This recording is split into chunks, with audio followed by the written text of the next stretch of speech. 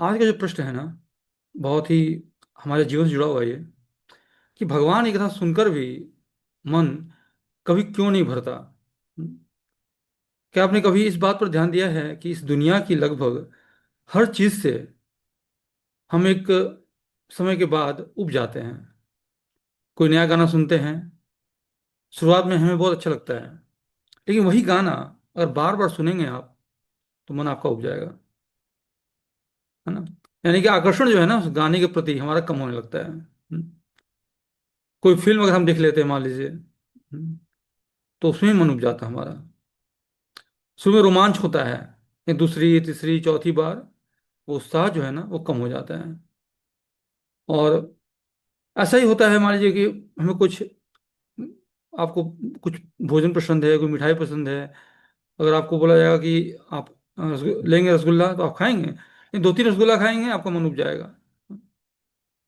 यहाँ तक उल्टी हो सकती है। तो मतलब ये क्या है कि हमारा जो मन है ना वो डिग्रेड होता है। जो इच्छाएं हैं वो डिग्रेड होती हैं। और यही भौतिक संसार का स्वभाव है। पहले आकर्षण, फिर आदत, और अंत में व्यक्ति उब जाता है। लेकिन आश्चर्य की बात यह है कि एक ऐसी चीज भी है जिसे जितना अधिक सुनो उतना ही और सुनने की इच्छा बढ़ती है। जितना अधिक स्वाद लीजिए आप, उतनी ही और प्यास बढ़ जाती है। और वो क्या है? वो एक ही चीज है, भगवान कृष्ण की कथा। आखिर ऐसा क्यों है? क्यों भगवान की जो लीलाएं हैं, भगवान का नाम, भगवान की महिमा कभी पुरानी क्यों नहीं होती? इसके पीछे क्या रहस्य है? क्यों जो है महान भक्त जो होते हैं, जो रसिक भक्त होते हैं, वो जीवन भर कृष्ण कथा कहना चाहते हैं, सुनना चाहते हैं? क्यों? और फिर भी उनकी कभी तृप्ति नहीं होती। कहा जाता है, हमें सिखाया जाता है कि अगर आप भौतिक लाइफ में हैं, तो आपकी जो तृप्ति है, वो कभी जो है संतुष्ट नहीं होते। आपको कुछ ना कुछ नई चीज चाहिए होती है। लेकिन आध्यात्मिक क्षेत्र में भी तृप्ति नहीं होती। इन दोनों अंतर क्या है? अंतर यह है कि भौतिक चीज में अगर तृप्ति नहीं होती है किसी की, तो वो हमारे लिए उपहास का विषय है ना। वो हाँ, संतोष की बात आती है, संतोष नहीं है इसे। लेकिन आध्यात्मिक क्षेत्र में अगर संतोष नहीं है तो ये अच्छी बात होती है वहां पर। क्योंकि जितनी हम कथा सुनेंगे, उतना हमारे लाभ है, नुकसान नहीं है। लेकिन अगर भौतिक क्षेत्र में आपको संतोष नहीं है, किसी कार्य में तृप्ति नहीं हो रही है, तो आपका नुकसान है ना। क्योंकि इंद्रिया की एक लिमिट है, एक शक्ति है, उससे ज्यादा वो उसकी क्षमता नहीं काम करेगी, है ना। लेकिन भगवान के क्षेत्र में, आध्यात्मिक क्षेत्र में, भगवान शक्ति देते हैं कि आपकी इंद्रियां उस चीज को ग्रहण कर पाती है और आपका आनंद दोगुना हो जाता है। हम्म। तो इसी गहरे रहस्य को हम श्रीमद् भागवत के प्रथम स्कंद के प्रथम अध्याय के 19वें श्लोक में प्रकट किया गया है। हम्म। क्यों ऐसा होता है? तो आइए इस दिव्य श्लोक के माध्यम से समझते हैं कि कृष्ण कथा का जो रस है, संसार की किसी वस्तु से अलग क्यों है।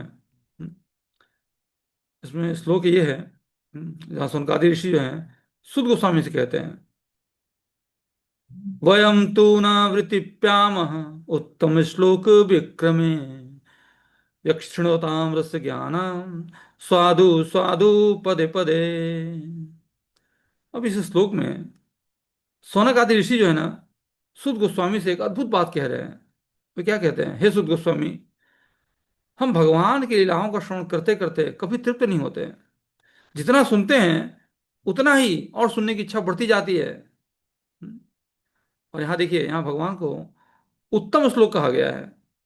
अर्थात ऐसे भगवान जिनकी महिमा का गान महान संत, ऋषि, मुनि, भक्त जो है श्रेष्ठ श्लोकों के द्वारा करते हैं, है ना। आप देखेंगे भागवतम में कई सारे ऐसे श्लोक मिलेंगे जो संतों ने गाए हैं और प्रसिद्ध हो गया, है ना। और यहाँ पर भी कहा गया है विक्रम में,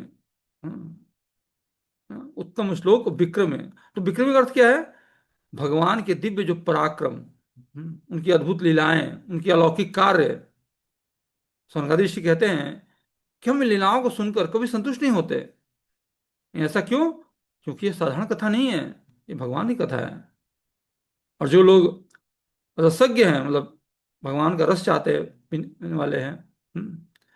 जो भगवान के साथ अपने शाश्वत जो संबंध है उसको समझते हैं, जो भक्ति रस का स्वाद लेना जानते हैं, उन्हें इस कथा में हर बार नया आनंद मिलता है। हम्म, इसलिए इस श्लोक में कहा गया है, स्वादु स्वादु पदे पदे, हर क्षण कुछ न कुछ ना, अर्थात हर कदम पर मधुर, हर क्षण मधुर, और हर बार सुनने पर और अधिक मधुर उनको प्राप्त होता, रस मिलता रहता है।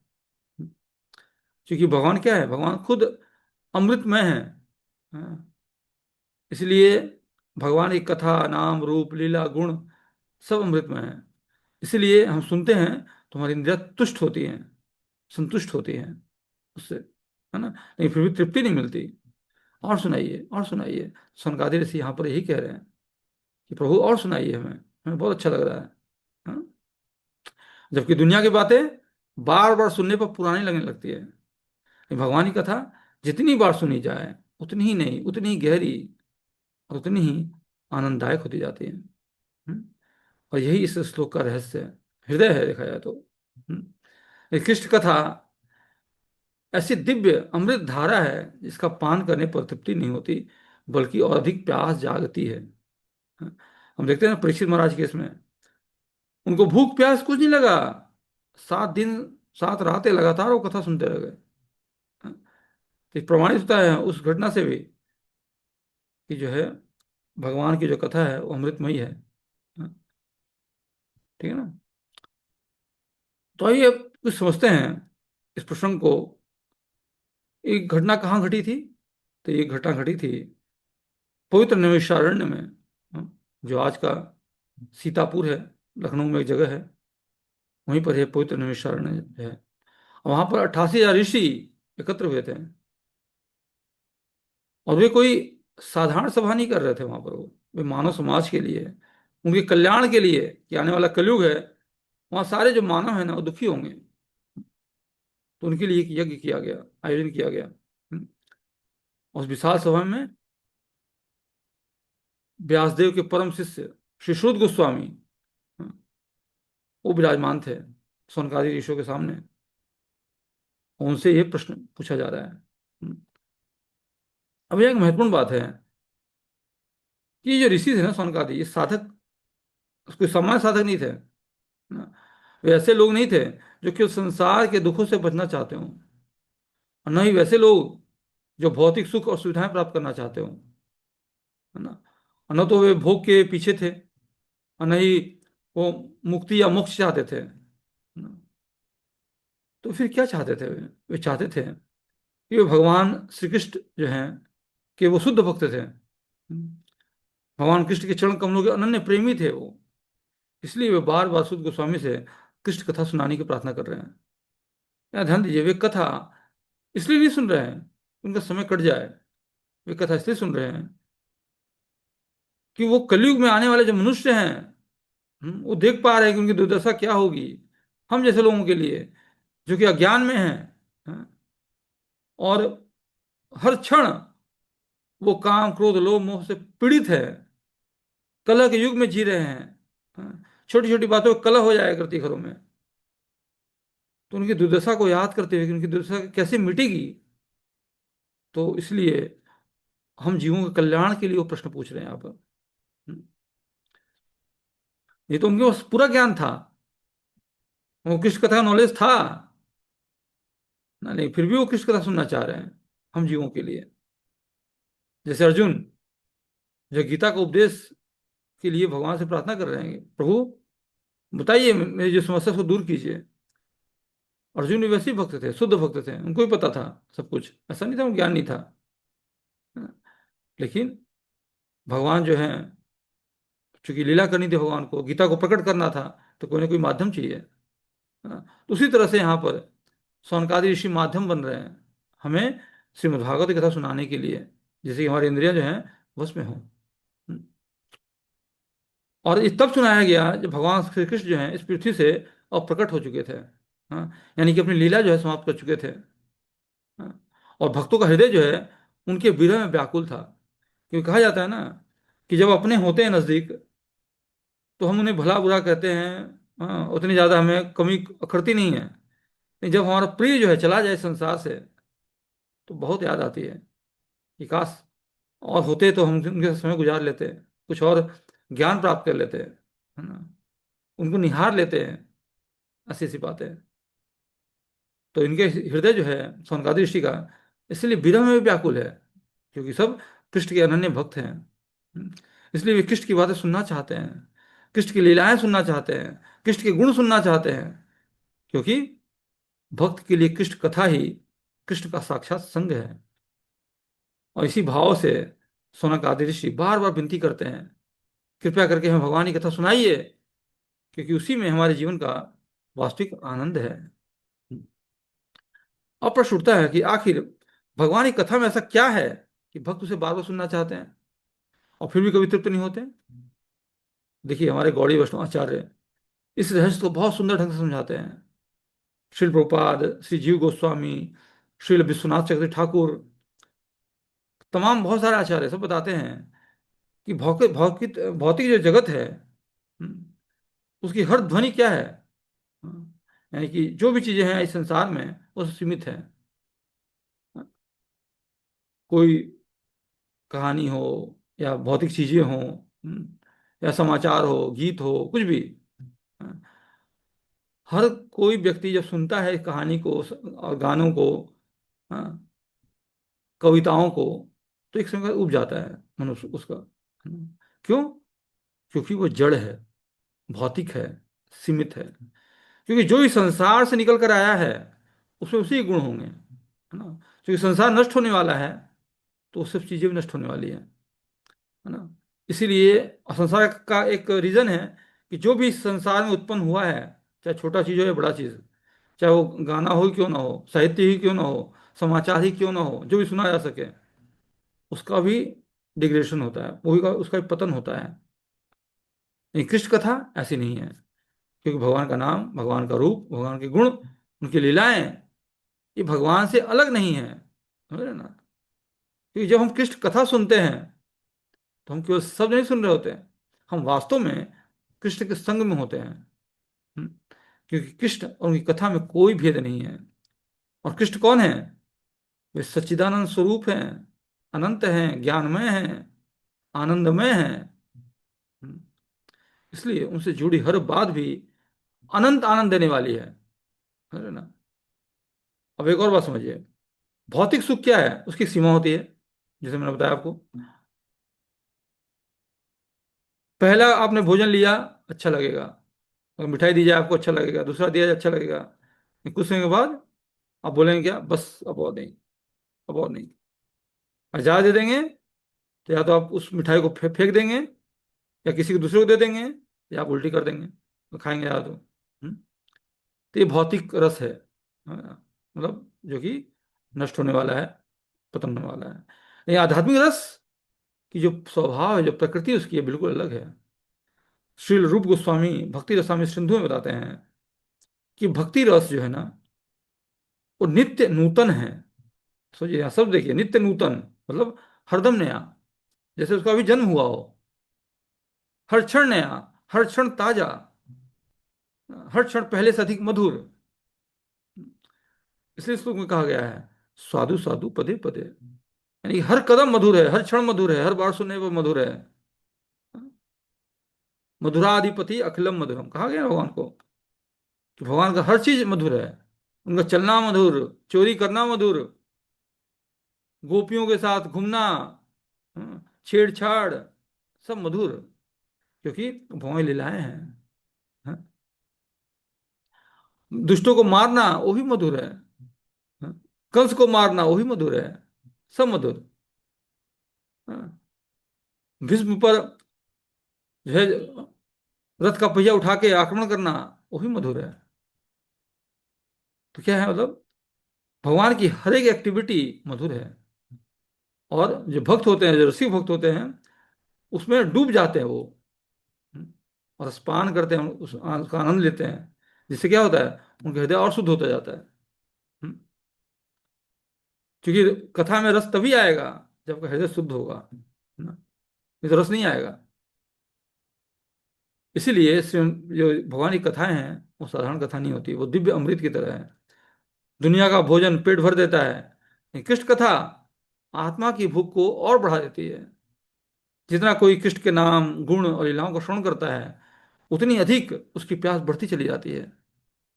और यही कारण है कि महान भक्त जीवन भर एक ही भगवान की कथा सुनते हैं, और वो है हमारे नंद तनुज, यानी कि भगवान कृष्ण। भगवान कृष्ण नंद के पुत्र हो गए, मतलब नंद तनुज। हाँ? फिर भी हर बार उन्हें क्या लगता है, नया रस, नया भाव, नया आनंद प्राप्त होता है। अब देखिए इस बात को ना, सुंदर बात को हमारे आचार्य बताते हैं कि मान लीजिए किसी व्यक्ति को पीलिया हो गया हो, यदि उसे मिश्री दी जाए तो आश्चर्य की बात है कि उसे मिश्री जो है ना मीठी नहीं बल्कि कड़वी लगेगी, है कि नहीं? लेकिन जरा सोचिए, क्या वास्तव में मिश्री जो है कड़वी होती है? नहीं होती। दोष मिश्री में नहीं है, दोष उस व्यक्ति की बीमारी में है। उसकी जीभ जो है ना पीलिया से प्रभावित हो गई है। ये संसार क्या है? पीलिया का रोग है। हमें गंदे चीजों अच्छा लगता है ना? ये जो सड़े हुए सीरियल्स हैं, आते हैं, जो जो नग्न नाच हो रहा है फिल्मों में, हाँ, वो देखना पसंद आता है हमें। वो क्या है? वो पीलिया है। मतलब ऐसा, ऐसे हम हैं जिनकी नाक में ना क्या भरा भरा हुआ है, गंदगी भरी हुई है। वो उसी को सूंघ के लोग सोचता है कि उसमें मिठास है ना? वो नमक है मान लीजिए उसके नाक में, उसको लग रही है वो मीठी, जबकि उसका स्वाद नमकीन है ना? और वही उसको चखा दिया जाए कि भाई ये चखो, उसको शुरू में कड़वी लगेगी उसको, उसको मीठी नहीं लगेगी ये भगवत कथा, क्योंकि उसका टेस्ट खराब है, उसको पीलिया रोग हो गया है ना? लेकिन अगर उसी कथा को बार बार बार बार उसको दिया जाए, चखाया जाए, जैसे कि मिश्री होती है, अगर पीलिया के रोग बार बार दिया जाए ना, तो पीलिया रोग ठीक हो जाता है उसका। और फिर वो मिश्री जो है मीठी लगने लगती है, फिर उसको स्वाद आने लगता है। उसी प्रकार से अगर हम किसी व्यक्ति को बार बार कथा सुनाते हैं, हाँ, प्रयास करते कि कथा सुने, भगवान का नाम जप करे, तो धीरे धीरे जो बीमारी है, भौतिक बीमारी, वो शुद्ध हो जाती है। और फिर उसको आध्यात्मिक रस मिलने लगता है। हाँ, नहीं तो नहीं मिल पाएगा उसको, उसी में पड़ा रहेगा। हाँ, इसीलिए हमारे भक्तजन प्रचार करते हैं, है ना? गली गली, मोहल्ले मोहल्ले नाम संकीर्तन निकलता है। क्यों? किसी तरह से भगवान का नाम से कानों में चला जाए, वो सुन ले एक बार, कई जन्मों के पाप मिटेंगे, तब जाकर उसका रस आएगा। ऐसा रस नहीं आएगा। हम्म, फिर धीरे धीरे उसको पीलिया जो है वो ठीक होने लगेगा, है ना? तो इस तरह से भौतिक जो संसार और जो आध्यात्मिक संसार है, लोगों का जो टेस्ट है, इसी कारण जो है उसको मिल नहीं पाता है। इसको कहते हैं भव रोग। यानी कि भौतिक चेतना का पीलिया जिसको लग जाएगा, उसको आध्यात्मिक आनंद नहीं मिलेगा उसको। हम्म, इसी कारण प्रारंभ में भगवान का नाम जपने में, हरि कथा सुनने में, भक्ति करने में मन को विशेष स्वाद नहीं आता। कभी कभी तो मन कहता है कि इसमें आनंद कहाँ है? ये समस्या हरि नाम में नहीं है। जैसे समस्या मिश्री में नहीं थी, उसको कड़वी लग रही थी, वैसी समस्या हरि नाम में नहीं है। समस्या हमारे रोगग्रस्त हृदय में है। हम्म, जब हम प्रामाणिक गुरु वैष्णवों के मुख से नियमित रूप से हरि कथा का श्रवण करते हैं, जब हम श्रद्धा के साथ महामंत्र का जप करते हैं, तब धीरे धीरे हृदय की अशुद्धियां दूर होने लगती है, चेतना शुद्ध होने लगती है। और जैसे जैसे ये भवरोग समाप्त होता है, वैसे वैसे भगवान के नाम और कथा का वास्तविक स्वाद मिलने लगता है।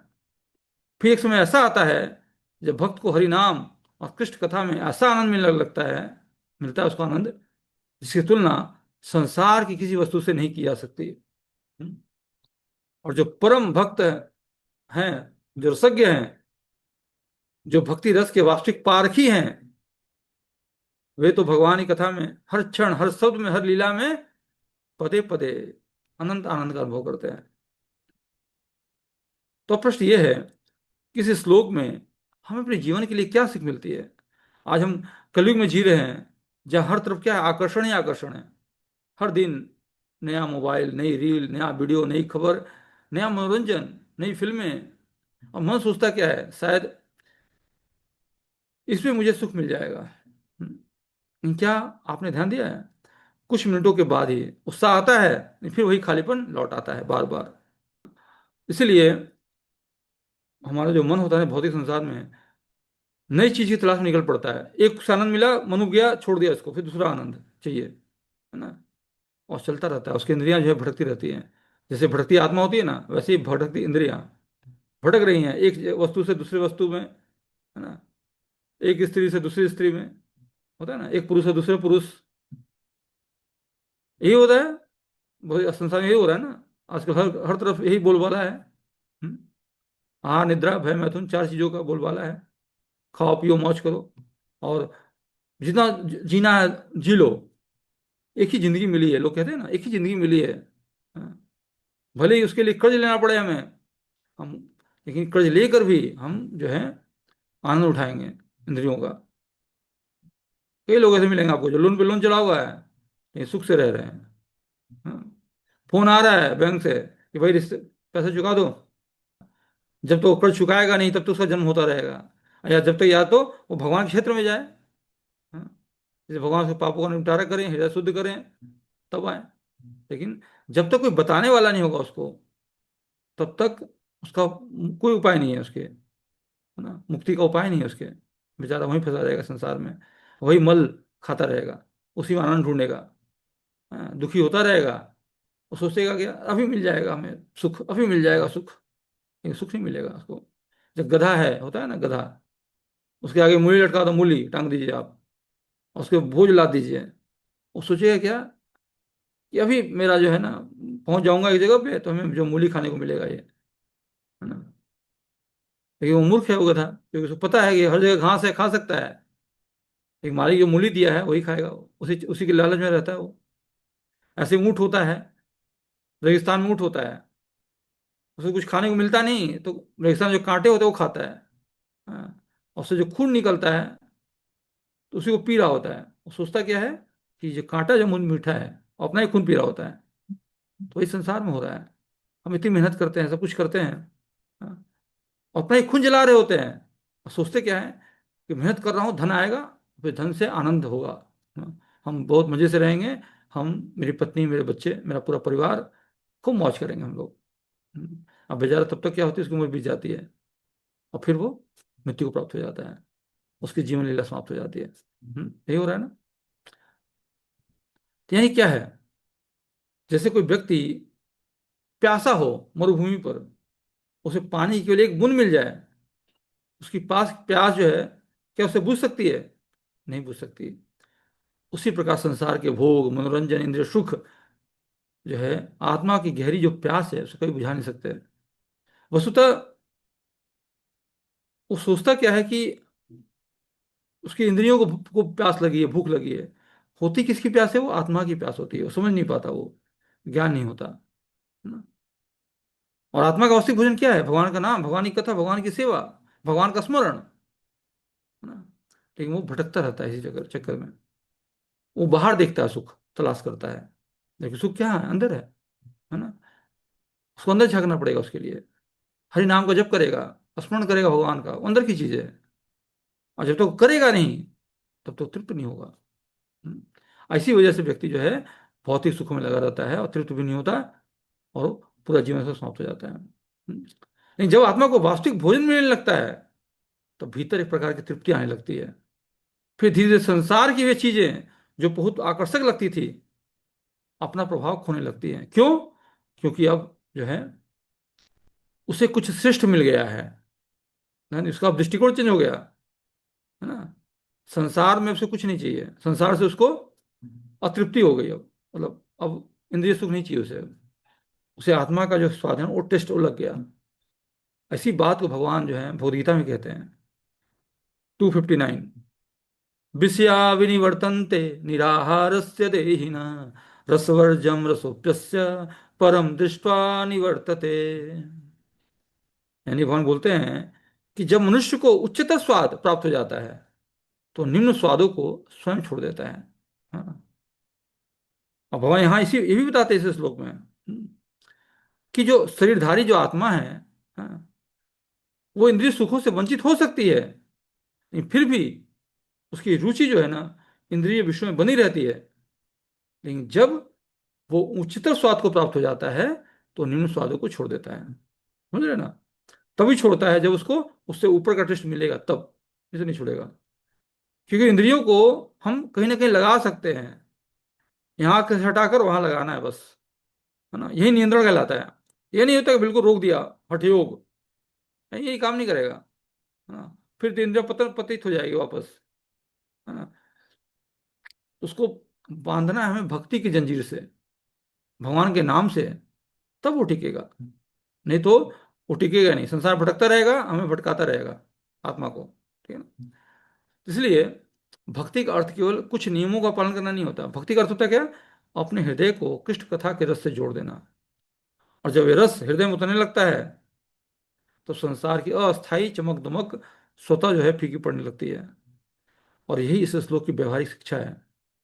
यदि जीवन में वास्तविक शांति, अस्थायी आनंद, हृदय की तृप्ति चाहिए तो हमें बार बार हरि कथा का श्रवण करना होगा, क्योंकि वही आत्मा का वास्तविक भोजन है और वही हमारे जीवन की वास्तविक आवश्यकता है। हम्म। अब प्रश्न यह है, इस श्लोक को अपने जीवन में कैसे उतारें? इसके लिए तीन व्यवहारिक मार्ग हैं, आपको पता है, फिर भी रिपीट करते हैं। पहला है श्रवणम। प्रतिदिन कुछ समय भगवान की कथा सुनने के लिए निकालिए, प्रतिदिन।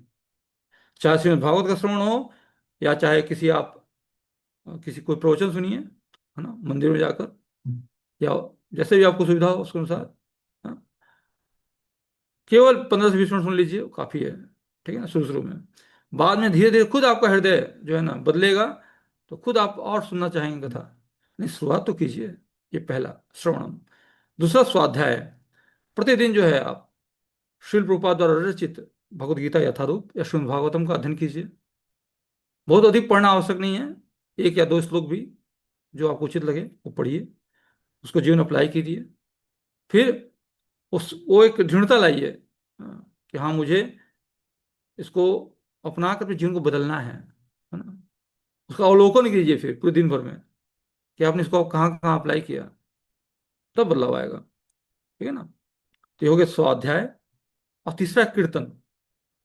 क्यों सुनना नहीं है, भगवान के नाम का उच्चारण भी आवश्यक है। इसलिए प्रतिदिन हरे कृष्ण का महामंत्र का जप कीजिए। हरे कृष्ण कृष्ण कृष्ण हरे हरे, हरे राम राम राम हरे हरे। और इस महामंत्र का आप जप करेंगे तो क्या करेगा? आपका हृदय जो है वो शुद्ध होगा, मन शुद्ध होगा। हृदय को शांत करता है ये। हाँ, और हमें भगवान से जोड़ता है। ठीक है ना? तब इस पूरे श्लोक का सार क्या है? सार ये है कि नैमिषारण्य के जो महान ऋषि सूत गोस्वामी से कहते हैं कि हे प्रभु, आप हमें भगवान कृष्ण की लीलाएं सुनाते रहिए, क्योंकि हमारा मन कभी नहीं भरेगा। जितना सुनेंगे उतना ही हम और सुनना चाहेंगे। और यही तो भक्ति की विशेषता है। भौतिक संसार में तृप्ति के बाद विरक्ति आती है। लेकिन कृष्ण कथा में रसास्वादन के बाद अधिक प्यास जागती है। और समझ रहे ना? क्योंकि केवल ज्ञान प्राप्त करना नहीं है हमें, है ना, हमें कोई मुक्ति या मोक्ष नहीं चाहिए, बल्कि भगवान कृष्ण का नाम, उनका रूप, उनकी लीला के रस में डूब जाना है ना? ये मुक्ति, मोक्ष और ज्ञान सबसे ऊपर है ना? और इसमें नित्य नया आपको अनुभव होगा। क्योंकि जब आप कथा सुनते हैं ना, तो आप भगवान के पास ही होते हैं, देखा जाए तो। इसके लिए जरूरी नहीं कि आप बैकुंठ जाना है हमें, वही वातावरण बैकुंठ हो गया आपके लिए उस वक्त। जब भगवान कृष्ण का स्मरण हो रहा हो, वही बैकुंठ का वातावरण है ना? वहां भी वही चलता है ना, दिन रात हरि कथा श्रवण होता रहता है। कोई भक्त सुना रहा है कुछ, आनंद में सब डूबे हुए हैं। और इसी आनंद की प्राप्ति हम अनादिकाल से भटक रहे हैं हम।